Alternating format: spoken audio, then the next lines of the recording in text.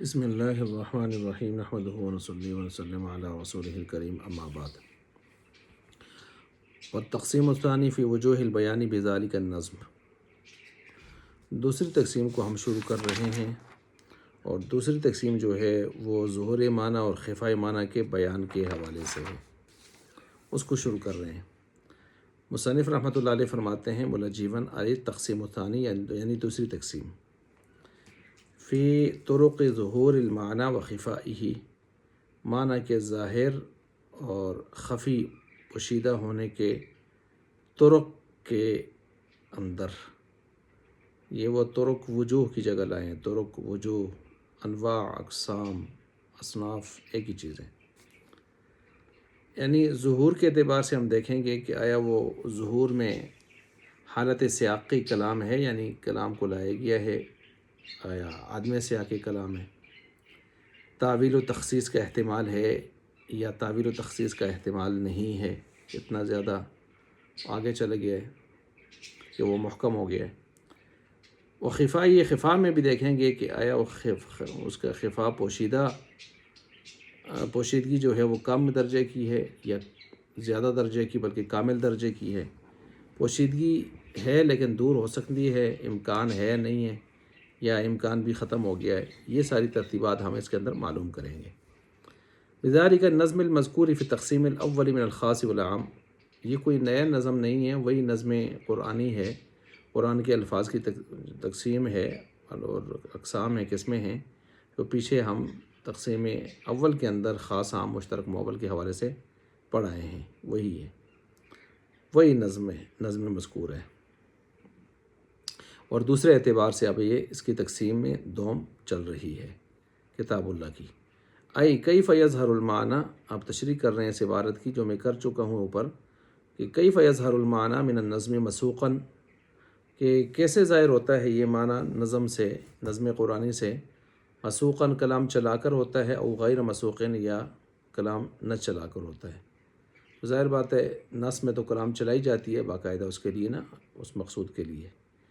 تو وہ اس میں آ جاتا ہے۔ محتملاً للتاویل، تعویل کا احتمال رکھے گا، اولا، یا بالکل تعویل کا احتمال بھی نہیں رکھے گا، اس اعتبار سے اس میں بحث ہوگی۔ وکیف یخفی المعنی، اور خفی میں یہ دیکھا جائے گا کہ کیسے معنی پوشیدہ ہے، من اللفظی، لفظ سے، خفاً سہلاً، کچھ آسان درجے کی پوشیدگی ہے کہ جس کو دور کیا جا سکتا ہے آرام سے، تھوڑی سی پوشیدگی ہے، او کاملاً، یا کامل درجے کی پوشیدگی ہے کہ جس کو دور کرنا کافی مشکل ہے، یا شاید وہ دور ہو بھی نہ سکے، جیسے متشابہ، اس کی پوشیدگی تو اب نہیں دور ہو سکتی۔ وہی اربعۃ، یہ بھی چار قسمیں بنتی ہیں اس تقسیم دوم کے تحت، ایضاً اسی طرح جس طرح پہلی تقسیم میں چار بن گئی، الظاہر والنص والمفسر والمحکم، ظاہر، نص، مفسر، محکم، اس کو بیان کیا جا رہا ہے۔ لأنہ سے وجہ حصر شروع ہو رہی ہے، ان ظہر معناہ، اگر اس کا معنی ظاہر ہے، فإما أن يحتمل التعویل اولا، پھر بھی دیکھیں گے معنی ظاہر ہونے کی صورت میں تعویل کا احتمال رکھتا ہے یا نہیں رکھتا۔ فإن احتملہ، اگر تعویل کا احتمال رکھتا ہے، فإن احتملہ، فإن كان ظہور معناہ، پس پھر اس کا اگر معنی ظاہر ہوتا ہے، بمجرد صیغۃ، صرف محض صیغہ کے ساتھ ہی، صیغہ بولنے کے ساتھ ہی وہ چیز، اس کی معنی مراد ظاہر ہو جاتی ہے، فهو ظاہر، وہ ظاہر ہے۔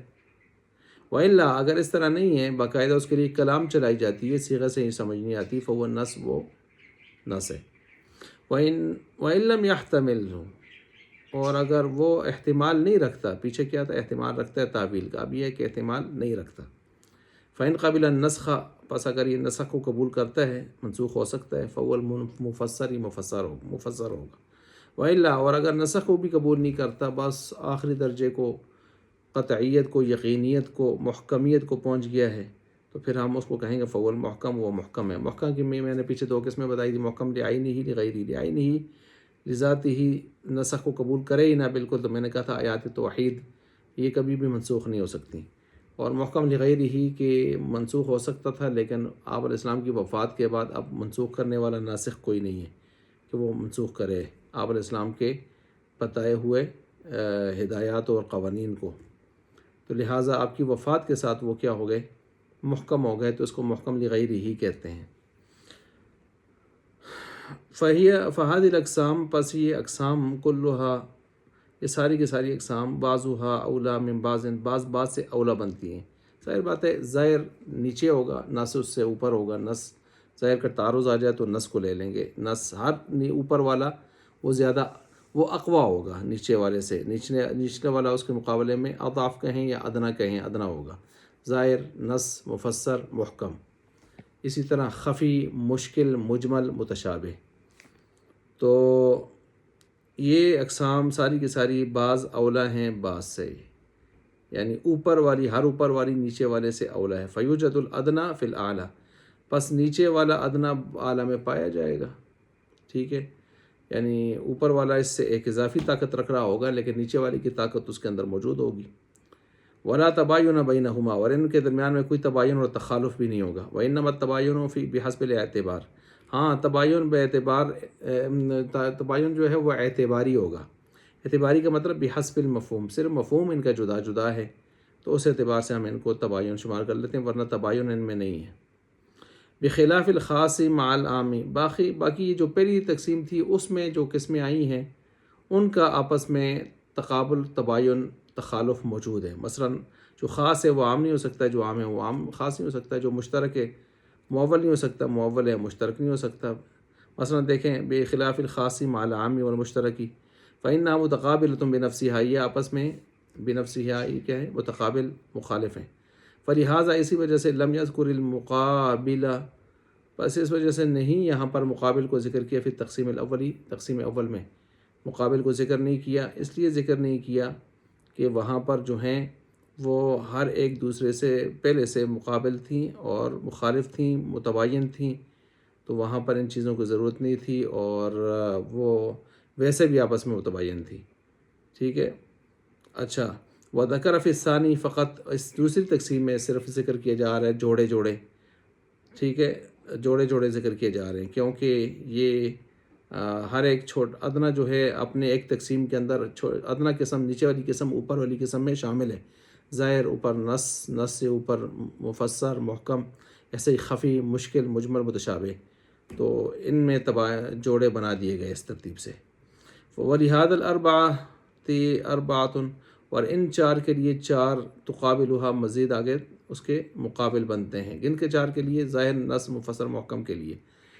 لہذا الاقسام الاربعۃ للظہور اقسام اربعۃ اخر تقابلها فی الخفا، کہتے ہیں کہ وہ جو پیچھے اپنے چار پڑھ لی ہیں ظاہر، نص، مفسر، محکم، ان کے مقابلے میں چار اور ہیں جو آ رہی ہیں خفا کے حوالے سے۔ فکأنما، بس گویا کہ ان فی الاول بعضها اولا، بس گویا کہ اس طرح ہے کہ پہلے میں بعض اولا ہیں من بعض، بعض سے فی الظہور، ظہور میں۔ کذالک فی المقابل، پھر اسی طرح یہ مقابلے میں مقابل جو آ رہی ہیں خفی، مشکل، مجمل، متشابہ، اس میں بھی بعض ہوا اولا من بعض فی الخفائی، بعض سے کیا ہیں وہ اولا ہیں خفا میں، خفی میں کم خفا ہوگا، مشکل میں اس سے زیادہ ہوگا، مجمل میں اوپر ہوگا، اور متشابہ میں تو حد درجے کا خفا و شدگی جس کو ہم دور بھی نہیں کر سکتے، اب کسی کے بس میں نہیں دور کرنا۔ اچھا جی، تو وذکر فی الثانی فقط، دوسرے میں ذکر کیا صرف، فقال، پس فرمایا، ولہذا الاربعۃ، ہاں یہ تو ہو گیا، فیوجد الادنا فی الاعلیٰ، خلاصہ یہ نکلا کہ ہر ادنا جو نیچے والا ہے وہ اعلیٰ اوپر والے میں موجود ہوگا۔ وہی الخفی، اب وہ دوسری جوڑا کون سے ہے ظاہر، نص، مفسر، محکم کے مقابلے میں، کہتے ہیں وہ ہیں خفی، مشکل، مجمل، متشابہ۔ لأنہ، یہاں سے وجہ حصر بیان کر رہے ہیں، ان خفی معنی، وہ اگر اس کا معنی خفی ہے، فإما یکون، دیکھیں کہ وہ خفی کیوں ہے، اس کا خفی، اس کا خفا، پوشیدگی، لعارض، کسی عارض کی وجہ سے، غیر صیغہ، صیغہ سے ہٹ کر، صیغہ کے علاوہ کسی عارض کی وجہ سے پوشیدگی آئی ہے، فهو الخفی، وہ کیا بنتا ہے،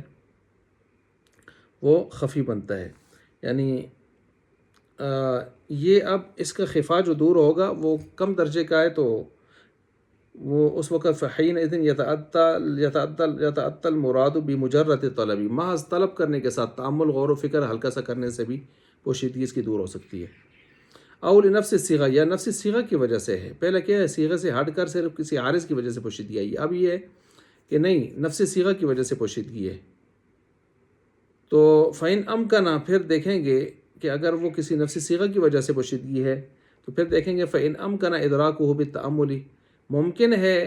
اس کا حاصل کرنا تأمل غور و فکر کے ساتھ فهو المشکل، وہ مشکل ہوگا۔ خفی میں تو تھوڑا سا غور و فکر بھی کیا تو کام چل جائے گا، لیکن مشکل میں اچھا خاصا غور و فکر کرنا پڑے گا، اچھے خاصے پاپڑ بیلنے پڑیں گے۔ فهو المشکل، مشکل ہے۔ مثالیں میں پیچھے ایک دے چکا ہوں۔ وَإِن لَمْ يُمْكِن، اور اگر ممکن ہی نہ ہو، یعنی اس کا جو ہے خفا کا دور کرنا، تو پھر دیکھیں گے کہ فَإِن كَانَ الْبَيَانُ مَرْجُوًّا مِنْ جانب المتکلم، کہ اگر وہ بیان متکلم کی جانب سے امید ہے کہ وہ کسی وقت آ جائے، فَهُوَ الْمُجْمَلُ، وہ مجمل ہے، ٹھیک ہے۔ اچھا، وَإِلَّا، اور اگر وہ اب نہیں ممکن رہا بیان متکلم کی طرف سے آنا، فَهُوَ الْمُتَشَابِهُ، متشابہ شمار ہوگا۔ وَهَذَا التَّقْسِيمُ الثَّانِي، اور یہ جو دوسری قسم کی تقسیم جو گزری ابھی، وَهَكَذَا التَّقْسِيمُ الرَّابِعُ، اسی طرح تقسیم رابع، يَتَعَلَّقُ بِالْكَلَام، یہ ان کا تعلق کلام سے ہوتا ہے۔ یہ پیچھے میں بیان کر کے آ چکا ہوں نقشے میں، کہ ظہور اور خفا اور وقوف علی المراد، یہ جو چوتھی تقسیم ہے، یہ دونوں تقسیمیں، دوسری اور چوتھی جفت والی، یہ دونوں کلام سے متعلق ہیں، کیونکہ ظہور معنی، خفائے معنی، وقوف علی المراد والا جو معاملہ ہے یہ کلام سے ہی ممکن ہے۔ کما، جیسا کہ ان تقسیم الاولہ، جیسا کہ پہلی تقسیم اور ثالثہ اور تیسری، یعنی طاق والی، یتعلق بالکلمۃ، کلمہ کے ساتھ متعلق ہے۔ کیوں؟ حقیقت، مجاز وغیرہ یہ آپ دیکھیں، اور خاص عام و مشترک معاملے یہ کلمات ہی ہوتے ہیں۔ اور ویسے بھی وضع اور استعمال جو ہے یہ معنی مفرد سے تعلق رکھتا ہے، معنی مفرد سے تو کلمہ سے جڑتے ہیں۔ کما ہوا ظاہر، جیسا کہ بالکل ظاہر باہر قسم کی چیز آپ کے سامنے موجود ہے۔ یہ دوسری تقسیم ہم نے مکمل کر لی ہے۔